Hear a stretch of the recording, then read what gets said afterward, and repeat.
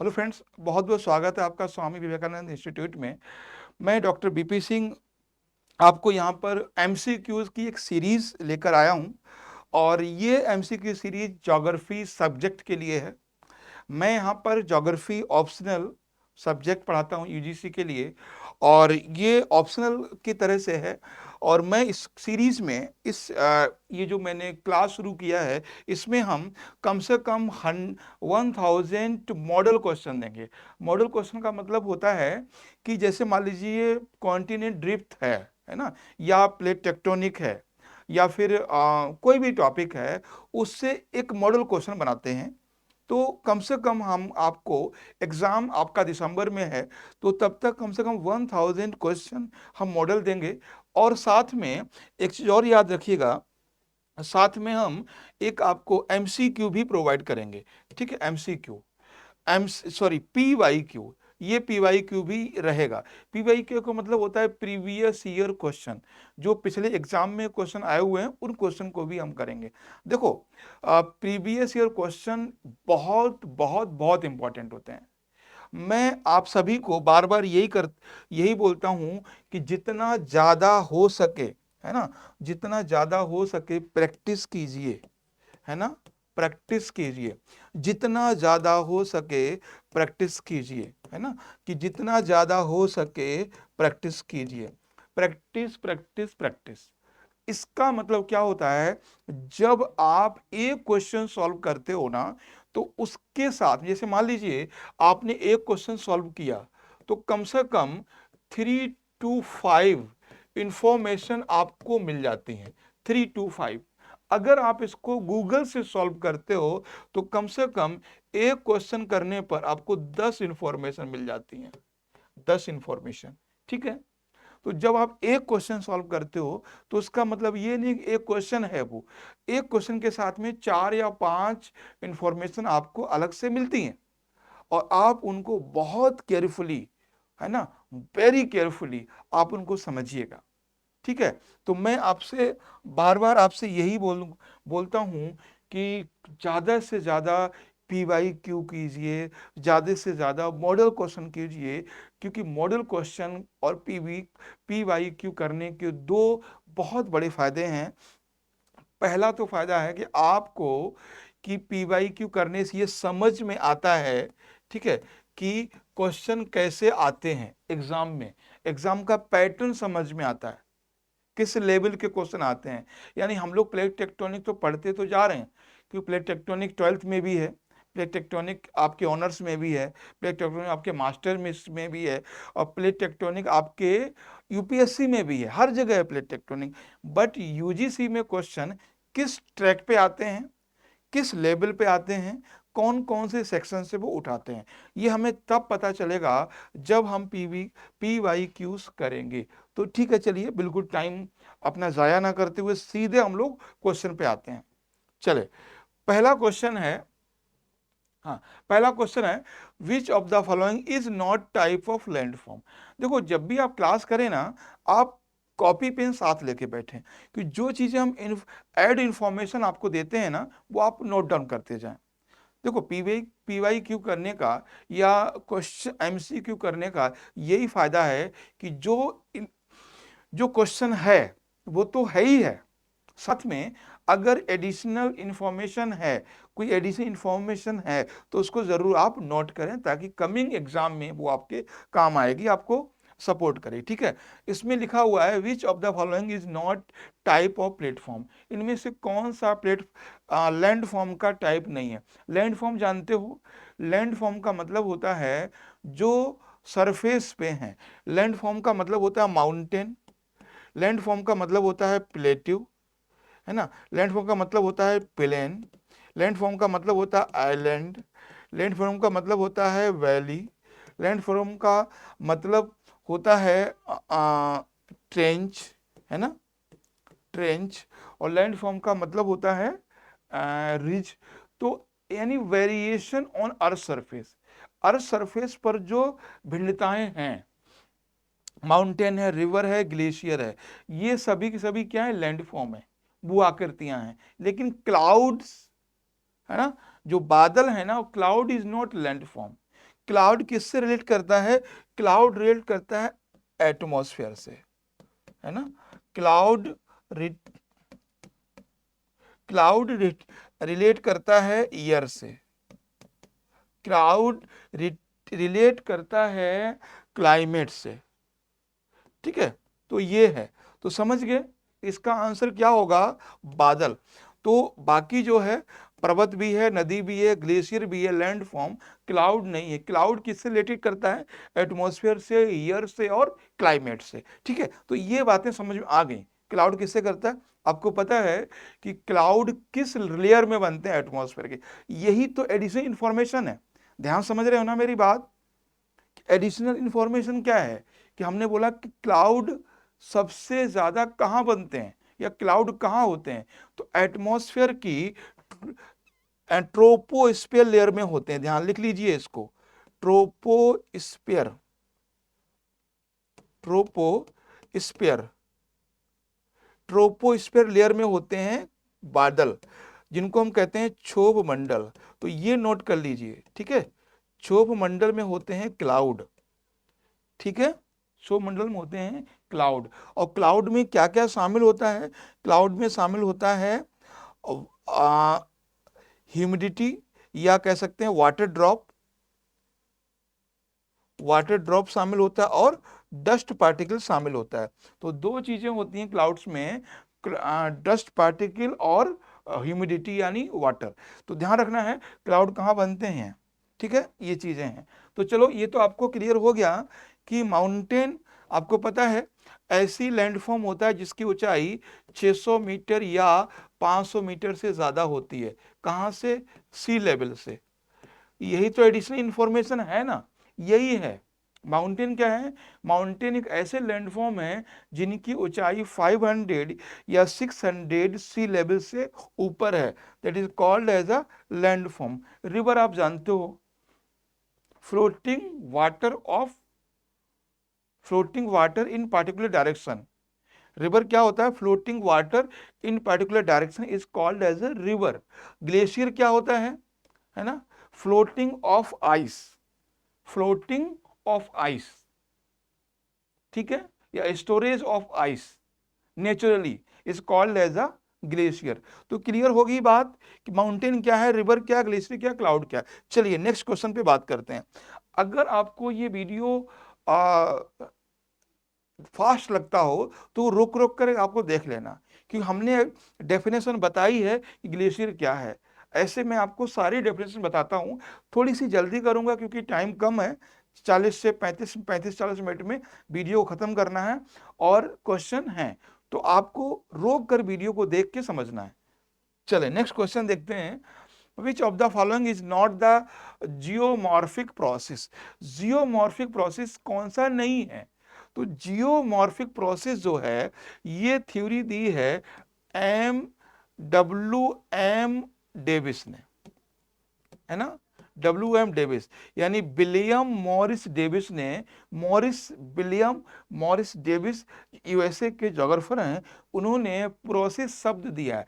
तो प्रोसेस में इरोजन भी है, डिपोजिशन भी है, वेदरिंग भी है, बट ये नहीं है।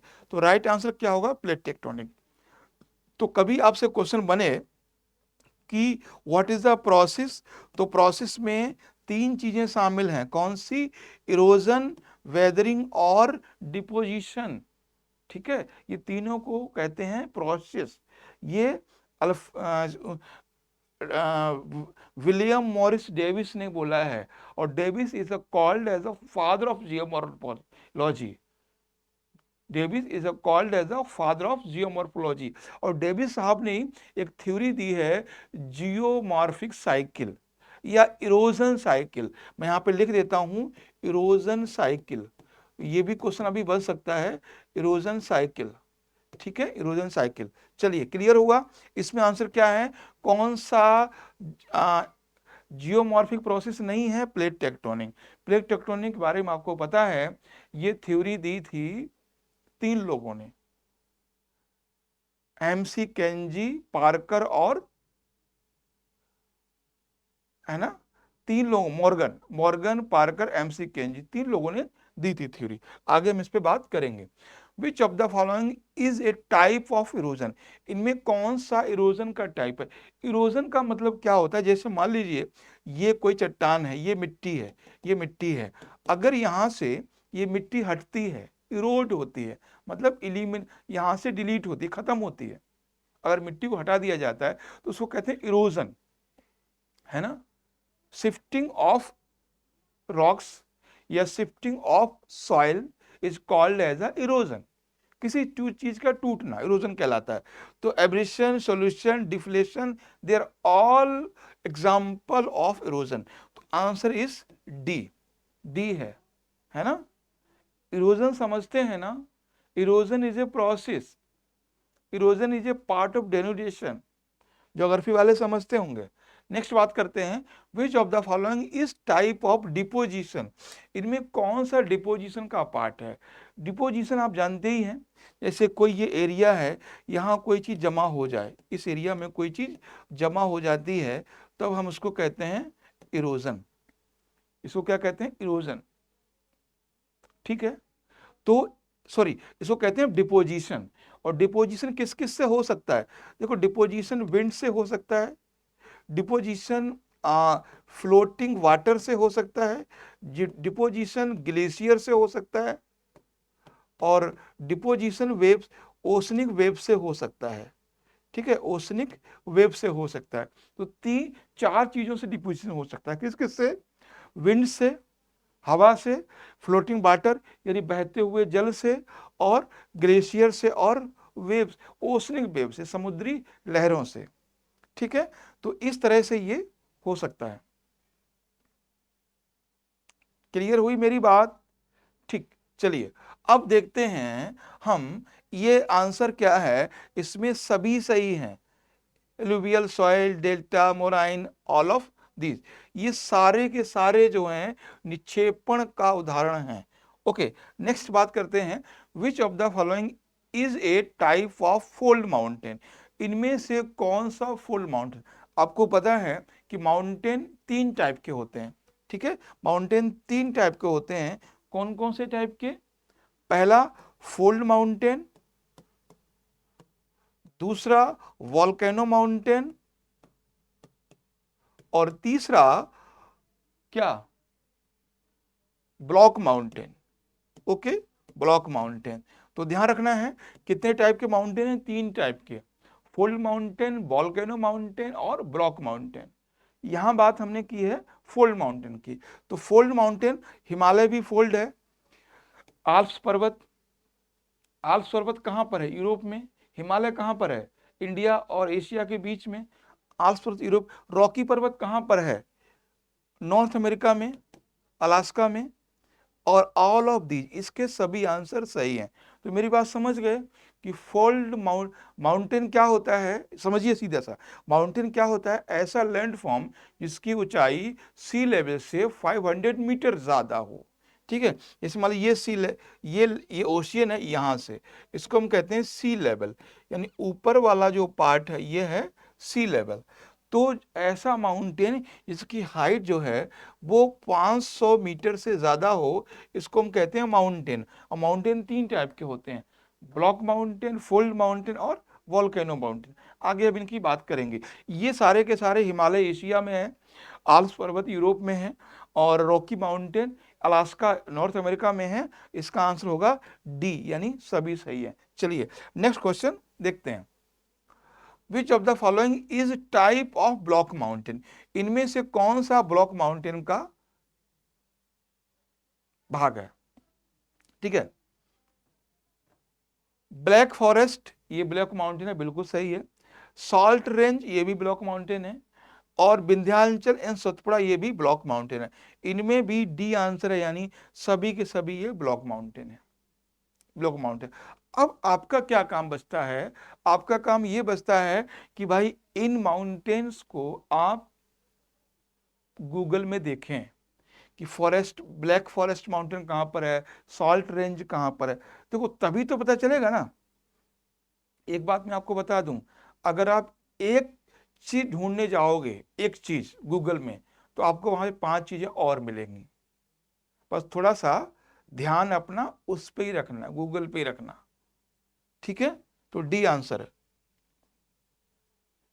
विच of the following is a type of volcanic landform, इनमें कौन सा वॉल्केनिक लैंडफॉर्म है।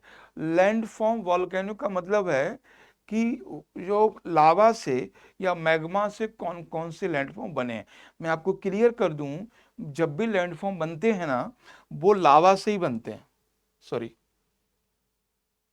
जब भी बनते हैं ना वो लावा से बनते हैं, क्योंकि लावा ही सरफेस पे आता है, लावा ही सरफेस पे आता है, ये चीज ध्यान रखना है, ठीक है। तो इसमें कोल्डेरा, कोल्डेरा आप जानते हो, कोल्डेरा क्या है, बिग साइज ऑफ लेक, मतलब अगर लेक इतनी बड़ी है ना तो कोल्डेरा इतना बड़ा है, ठीक है। तो क्रेटर है ना, क्रेटर, क्रेटर का नाम सुनोगा आपने, क्रेटर क्या होता है, वोल्केनो लेक है, क्रेटर का बड़ा रूप कोल्डेरा होता है। तो ये भी सही है, लावा डोम ये भी सही है, सील्ड वोल्केनो ये भी सही है। तो इसमें आंसर क्या होगा, डी, यानी ये सभी सही हैं। मैं आपको बता दूं कि जो वोल्केनो है वो इस तरह से होता है, और जब यहां से मैग्मा निकलता है, इसके अंदर जो क्या है, मैग्मा है, तो जब तक ये अंदर रहता है तब तक हम क्या कहते हैं, मैग्मा, ठीक है। जब ये मैग्मा वॉल्केनो को थोड़ी बाहर आता है तब हम क्या कहते हैं इसको, लावा, तो इसको कहते हैं लावा, ठीक है, इसको हम लावा कहते हैं। चलिए नेक्स्ट क्वेश्चन देखते हैं, which of the following is a type of coastal landform, इनमें से कौन सा कोस्टल लैंडफॉर्म, कोस्टल समझते हैं ना, यानी जैसे ये वाला पार्ट है, ये वाला, तो इस एरिया में अगर होंगे तो कोस्टल लैंडफॉर्म। अच्छा, हमारे जो इंडिया है ना, इंडिया भारत में, how many coastal state in India, एक एडिशनल इंफॉर्मेशन नोट कर लीजिए, how many coastal state in India, so 9 states है ना, 9 states are coastal state, okay, coastal state है 9, कौन कौन से देख लीजिए, गुजरात है, महाराष्ट्र है, गोवा है, कर्नाटका है, केरला है, तमिलनाडु है, आंध्र प्रदेश है, उड़ीसा और वेस्ट बंगाल है। तो 9 states are coastal state in India. Which state has the maximum coast line या longest coast line, that is a Gujarat. Gujarat is a state that has a longest coast line, सबसे बड़ी कोस्ट लाइन गुजरात की है। चलिए, तो इसमें देखो, इसमें बीच है, ये भी कोस्ट लाइन है, कोस्टल है।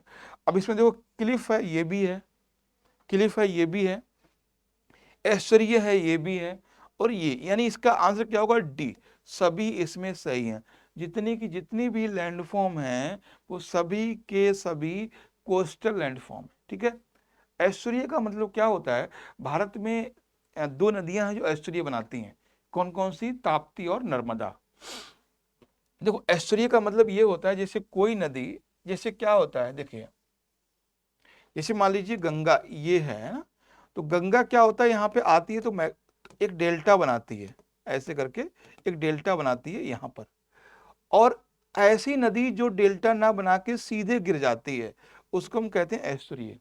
मेरी बात समझ रहे हो ना, mouth of river, mouth of river without delta formation, mouth of river without delta formation is called as a estuary. Aishwarya, Aishwarya Bharat में 2 नदियां बनाती हैं, नर्मदा और ताप्ती। कई बार ये क्वेश्चन बन सकता है कि कौन सी नदियां हैं जो ऐश्वर्य बनाती हैं, तो नर्मदा और ताप्ती 2 नदियां हैं जो ऐश्वर्य बनाती हैं, ठीक है। तो ये ऐश्वर्य समझ गए, ये सीधे सीधे क्या होगा, ये नदी यहाँ से गिर जाएगी, तो इसी को हम कहते हैं ऐश्वर्य, ठीक है। तो नर्मदा और ताप्ती 2 नदियां हैं जो ऐश्वर्य बनाती हैं। Question number 9, which of the following is a type of river landform, इनमें कौन सा है जो रिवर के द्वारा लैंडफॉर्म बनाया गया है, कौन सा है। देखो एक तो है मिनाइंडर। अच्छा, मिनाइंडर होता क्या देख लीजिए, ऐसे कोई, जैसे कोई है ना, नदी कभी ना ऐसे नहीं चलती, नदी कभी ऐसे चलती है क्या, नहीं चलती, नदी ऐसे नहीं चलती, नदी कैसे चलती है, ऐसे, ऐसे। तो ये जो है ना, ये है मिनांडर, ये मेनांडर है, यही है मेनांडर। मेरी बात समझ गए ना? नदियों का इस तरह से होना ये मेनांडर। कभी हम ज्योग्राफी क्लास में बताएंगे आपको ऐसा क्यों होता है, ठीक है? ऐसा फिजिक्स करता है, फिजिक्स फिजिक्स से समझ पाएंगे ऐसा क्यों होता है।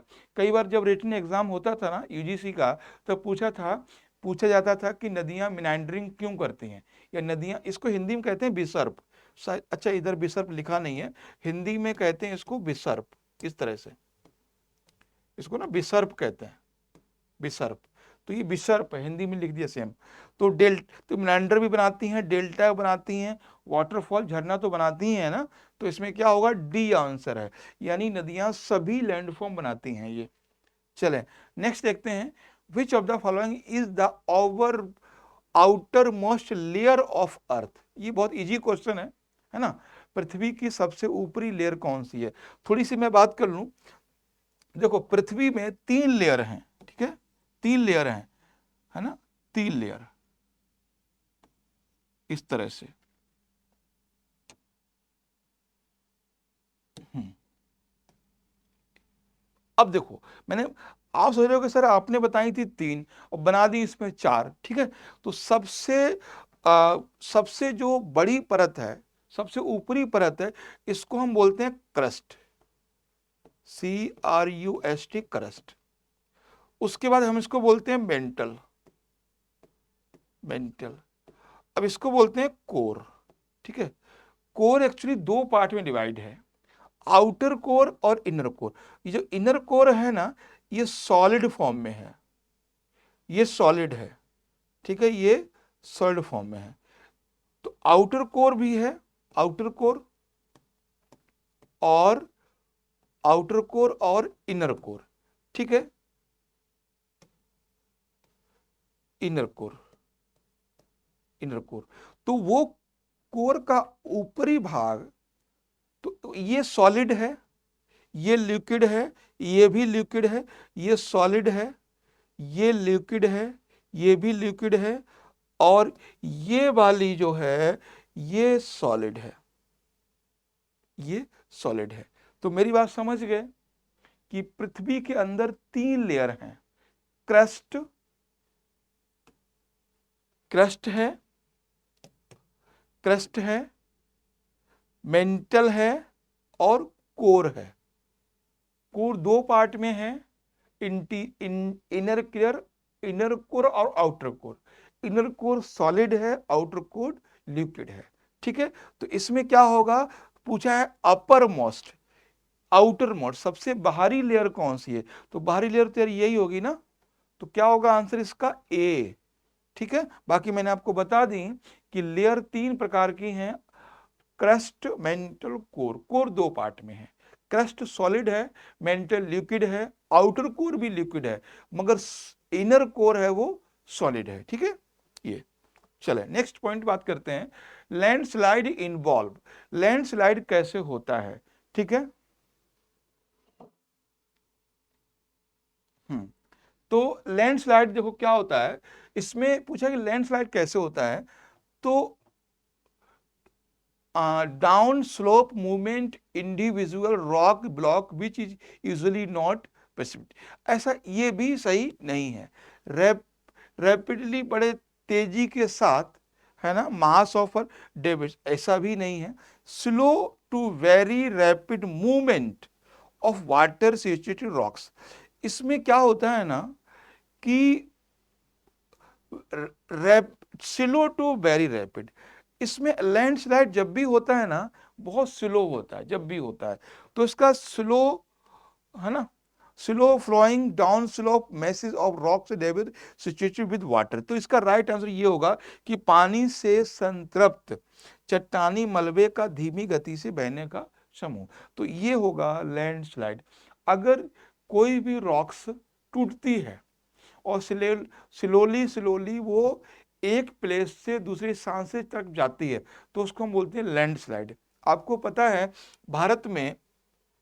भारत में सबसे ज्यादा लैंडस्लाइड होते हैं अगस्त के महीने में, जुलाई के महीने में और सितंबर के महीने में सबसे ज्यादा लैंडस्लाइड होते हैं। जुलाई, अगस्त और सितंबर कहाँ होते हैं ये? उत्तराखंड में सबसे ज्यादा होते हैं, सबसे ज्यादा। ठीक है, और इनमें भी सबसे ज्यादा अगस्त के महीने में लैंडस्लाइड होते हैं। अभी अभी लैंडस्लाइड का दौर चल रहा है। केदारनाथ, बद्रीनाथ, ये सब एरिया है जहां पर लैंडस्लाइड होते हैं। और उत्तराखंड में होने का रीजन ये है कि उत्तराखंड जो है वो शिवालिक का पार्ट है। ठीक है, शिवालिक हिमालय का पार्ट है, इसलिए यहां पर होते हैं। चलें, क्वेश्चन नंबर ये हो गया। अब बात करते हैं question number 12। Which of following pairs is not correct match desert, country and continent. ठीक है, अब इनमें पूछा है कौन सा ऐसा पेयर है जो कंट्री और डेजर्ट नहीं करता मैच। इनको देखना है आपको। पहला है अटाकामा डेजर्ट, साउथ अमेरिका, बिल्कुल सही बात है। अच्छा, अटाकामा डेजर्ट है ना, वो एंडीज पर्वत पर, लिख लेना, इसको नोट कर लेना। ये किस पे है? एंडीज पर्वत पर, एंडीज माउंटेन पर है। ये मोस्ट ड्राई है। ठीक है, ये सबसे ड्राई है और सबसे ज्यादा ये हाइट पे है। कभी आपसे पूछेगा सबसे ज्यादा ड्राई डेजर्ट कौन सा? अटाकामा है, और सबसे ज्यादा हाइट पर भी है, एंडीज में है, एंडीज माउंटेन पे है। ठीक है, और ये एक्चुअली एंडीज माउंटेन पे चिली और पेरू के आसपास है। ठीक है, गोबी डेजर्ट, सेंट्रल एशिया, ये तो मालूम है, ये हॉट डेजर्ट है। ठीक है, ये हॉट डेजर्ट है। ये गोबी जो है वो ठंडा डेजर्ट है, मंगोलिया में है ना, क्या है? कोल्ड है, ठंडा है। उसके बाद क्या है? सोनोरन वेस्ट, यही गलत है, ये आपको, अब आपको होमवर्क दे रहे हैं, इसको आप देखना है। ठीक है, ग्रेट विक्टोरिया इन ऑस्ट्रेलिया, है ना, ग्रेट विक्टोरिया जो है वो सबसे बड़ा है, ऑस्ट्रेलिया सबसे बड़ा, सबसे बड़ा है। अब भारत में जो डेजर्ट है वो आप जानते हो कौन सा है? थार डेजर्ट है। भारत में थार डेजर्ट है, और एक डेजर्ट और है, इसका नाम है लद्दाख, है ना, लद्दाख। तो थार डेजर्ट हॉट डेजर्ट है। ठीक है, ये हॉट डेजर्ट है, और ये कोल्ड डेजर्ट है। ये हिमाचल प्रदेश में है, और ये सबसे ज्यादा एरिया इसका राजस्थान में है। ठीक है, थार डेजर्ट। और दुनिया का सबसे बड़ा डेजर्ट कौन सा है? सहारा, सहारा डेजर्ट, है ना। सहारा डेजर्ट कहां पर है? अफ्रीका में, वेस्टर्न अफ्रीका। ये सबसे बड़ा दुनिया का सहारा डेजर्ट है, सबसे बड़ा है, तो हम सब जानते हैं इसके बारे में। तो चले, अब ये तो हो गया। तो इसमें ये गलत है, राइट आंसर क्या है? ये, इसको अब देखना कहां पर है। ग्रेट विक्टोरिया ऑस्ट्रेलिया में, बहुत ग्रेट विक्टोरिया है, ग्रेट सिम्पसन है, ग्रेट सैंडी है। ऑस्ट्रेलिया में कई डेजर्ट हैं, एक बार आपको एटलस में जाके देख लेना है। लोग, देखो आप लोग क्या कहते हो ना कि मैप से क्वेश्चन नहीं आता है। यार ये जो क्वेश्चन है वो 2013 के पेपर का है। ये 2013 में यूजीसी में जेआरएफ में क्वेश्चन आया हुआ है, और आप बोलते हो मैप का कोई रोल नहीं है। कैसे नहीं है भाई, क्वेश्चन है ना यहाँ से। अगर कोई रोल नहीं होता तो क्वेश्चन नहीं आना चाहिए था ना, है ना, क्वेश्चन नहीं आना चाहिए था। चले, क्वेश्चन नंबर 13 देखते हैं। The term peneplain refer to, peneplain हमने कई बार डिस्कस किया है। पेनी प्लेन जो वर्ड है वो दिया है डेविस ने, डेविस ने, है ना। ए प्लेन फॉर्म्ड मैरीन, ये कैसे बना? A level surface formed the old age, है ना, फ्लूवियल साइकिल, ऐसा भी नहीं है। A level of surface formed by wind erosion. ठीक है, a plane formed by marine action, a plane formed by joining flood plain. तो राइट आंसर क्या होगा इसका? ये है, ये फ्लड प्लेन, यानी ये वो एरिया होता है जो फ्लड से बना होता है। ठीक है, इसको अपर्दन से बना, अपर्दन भी होता है इसमें, डिपोजिशन भी होता है, वेदरिंग भी होता है, यानी ये इरोजन साइकिल का सबसे लास्ट पार्ट है पेनी प्लेन। अच्छा, पेनी प्लेन को हिंदी में, एक्चुअली इसमें हिंदी थोड़ा नहीं हो पाया, हिंदी में कहते हैं इसको समप्राय मैदान, ठीक है, समप्राय मैदान, समप्राय मैदान कहते हैं पेनिप्लेन को, ठीक है। तो डेविस ने वर्ड दिया है। चलिए नेक्स्ट क्वेश्चन देखते हैं। Davis is called as father of geomorphology, याद रखना ये क्वेश्चन बनता है। The most common salt in ocean, ocean में बहुत सारे सेडिमेंट्स होते हैं सॉल्ट में, बट सबसे ज्यादा कॉमनली कौन सा सॉल्ट होता है? Calcium chloride, sodium nitrate, sodium chloride या कैल्शियम नाइट्रेट? बताएं। आपको बता देता हूं कि 35 पर थाउजेंड, है ना, पर थाउजेंड सॉल्टनेस होता है एवरेज ओशियन में, यानी 1 लीटर पानी में, यानी 1000 ग्राम पानी में 35 ग्राम नमक होता है। तो कभी आपसे क्वेश्चन बन जाए कि what is the average salinity in ocean, then that is the 33 per thousand. अगर 35 ऐसे लिखते हैं ना, तो इसको बोलते हैं परसेंटेज। जब हम ऐसे लिख दिया, इसका मतलब है कि पर थाउजेंड, यानी 1000 यूनिट पानी में 35 यूनिट क्या होगा? नमक होगा। आपको पता है सबसे ज्यादा सॉल्ट वाटर किसका है? अगर हम सी की बात करेंगे और अगर हम लेक की बात करेंगे तो अलग है। सी है डेड सी, डेड सी। अगर लेक है तो है वान लेक, वान लेक। इंडिया की सबसे अधिक खारी झील कौन सी है? सांबर झील, सांबर लेक। कहां पर है ये? राजस्थान में, ठीक है।